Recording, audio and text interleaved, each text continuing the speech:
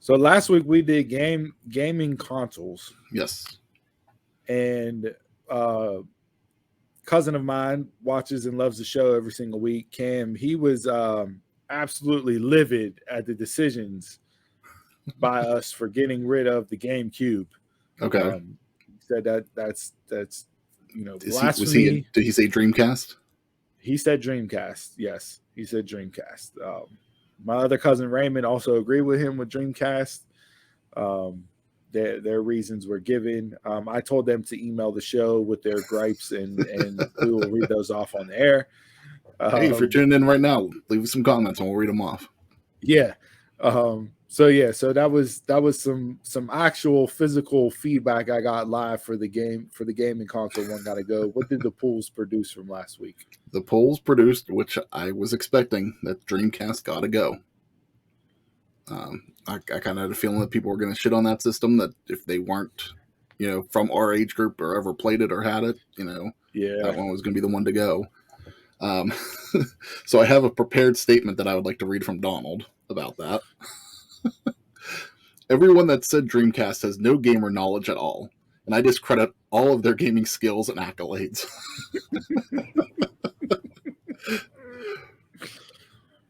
So, yeah, wasn't really surprised. I mean, we kind of picked GameCube, but it was we reading off press releases now? Like, I felt like from the desk of the anonymous Raw general manager. Yeah. So, let's get into this week. Steve, this was yours, so if you want to set this up. Yes, it was. I'll set it up here. So with Thanksgiving coming to an end, Monday night, we watched Rudolph the Red-Nosed Reindeer in my household. Last night, we watched Frosty the Snowman and Frosty Returns. And I figured what better way to kick off the Christmas season than to go with Christmas shows, more geared towards children's Christmas shows. And the four that I got here are Frosty the Snowman, How the Grinch Stole Christmas, A Charlie Brown Christmas, and Rudolph the Red-Nosed Reindeer. So do you want to read off the votes from the two jagoffs that aren't on the episode this week? We can do that. We can start with them. We'll start up with Donald here. Donald said, Charlie Brown is the Christmas shows of Christmas shows. The Grinch is my Xmas hero. He didn't hate Christmas, he hated the people. Sounds like me. Rudolph was more interesting for the misfit toys, so it gets a pass. Frosty was just an egotistical character that never shut the fuck up. Glad he melted away and never came back. Frosty gotta go. Wow. Okay. All right, so we got one vote for Frosty. One vote for Frosty. Very hated vote. Yeah, that's okay. When the most iconic thing about your movie is a tree and a speech by a side character, your movie gotta go. Charlie Brown Christmas tree. Charlie Brown Christmas. So that's JC getting rid of the Charlie Brown Christmas. It's also gotta go if we're talking Christmas songs. Hark the fucking Herald, get out of here. Two very hated responses. Different answers, but these are all classics.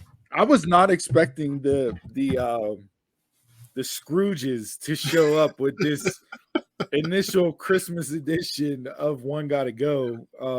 I don't know. They work retail, so yeah, they do work retail, and they are a little bit more on the Scroogey side of things, given this time of year, based off of that. And I don't know what you guys are going to set up for One Gotta Go for the rest of the month.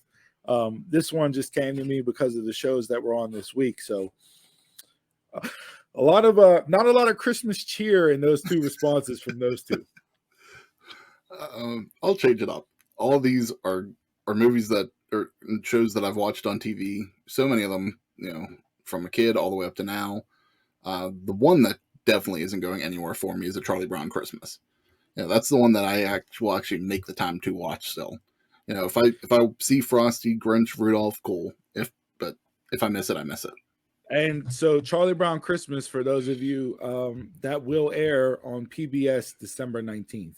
Okay. One night only, like the Thanksgiving and the Halloween special, because of the whole Apple debacle. But that will air December 19th on PBS.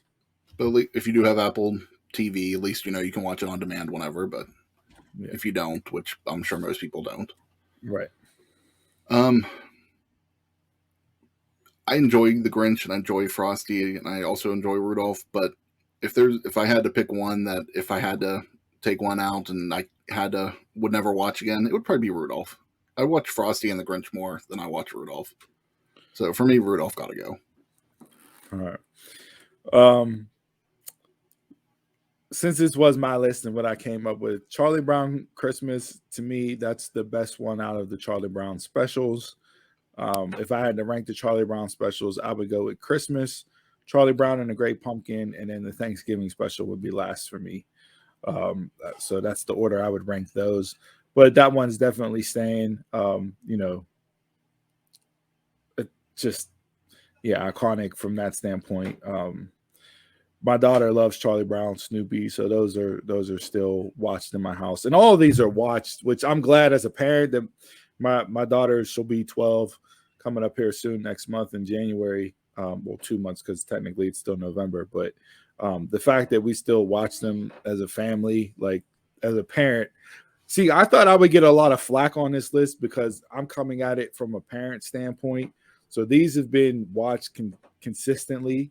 I know like my mom still watches these, and I guess like our parents would still watch these, but you guys being single guys, I didn't know if you guys would watch these or you would shit on the list because you don't have kids and it's, you know what I mean? Like, no, I think it's not something that you'd catch. For me, I think it just provides that nostalgic from being a kid growing up watching it. So it's like, absolutely, I still will watch them. I don't like I said, I don't take the time to watch them all of them every year, but I remember doing that. I remember looking forward to them every Christmas. Yeah, so I'll Charlie Brown Christmas stays for me. How the Grinch Stole Christmas absolutely stays for me. That's one of my favorites of the year. I probably look forward to watching that one the most. Never gets old, always enjoyable. The music, everything, just there's no way that's getting off the list. Here's my dilemma: Frosty and Rudolph. Okay. Watching Frosty the Snowman last night, my wife and daughter absolutely ruined Frosty the Snowman last night for me. Why?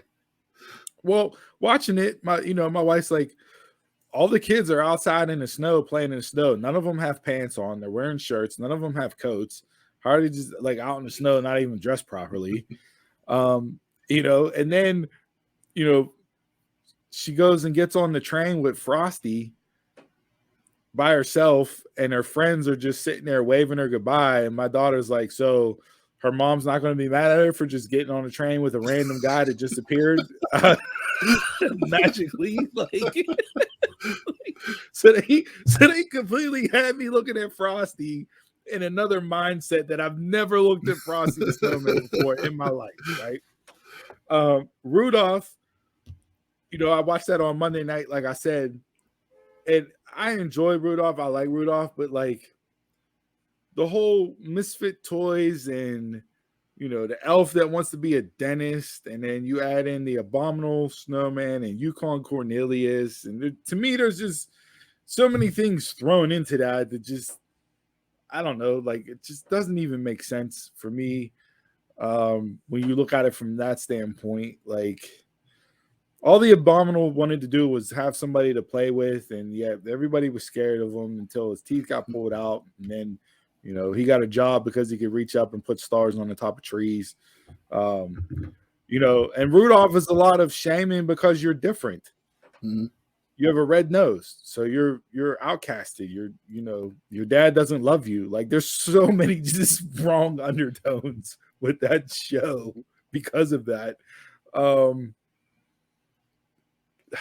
I had to flip a coin on this, and unfortunately, it landed on Rudolph the Red-Nosed Reindeer. So I'm gonna get rid of Rudolph. Coin flip only. No real strong hate either way. But so the only one that was safe was Grinch. Right? Yeah, Grinch was the only one that was safe from us.